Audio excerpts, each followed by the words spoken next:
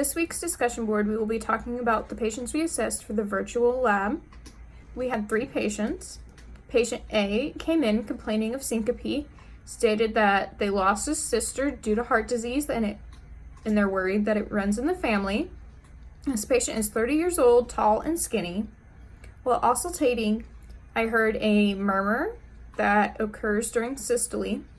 The echocardiogram shows a dilated aorta, which is an aortic dissection. The MRI showed the aortic aneurysm, and that it should be monitored to see if any surgical interventions are necessary. The pedigree findings are that disease runs in the family and it is a dominant trait of inheritance. For patient B, they came in because they were referred by a physician. They experienced breathlessness and erratic heartbeat.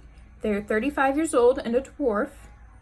The auscultations, the first and second sounds are not single snapping sounds. So what this means is instead of the regular lub-dub, there's a lub-dub, and there's also smaller sounds that can be heard, but it is very difficult to hear.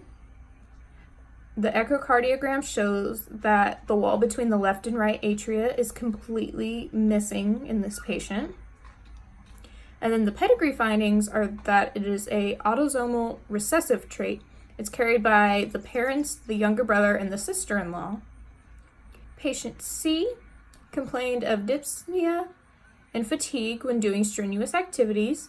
They are 55 years old and normal build. The auscultation findings are a heart murmur in the diastole. It could be possibly caused by a narrowing of the orifice between the atrium and the ventricle, so a mitral valve stenosis.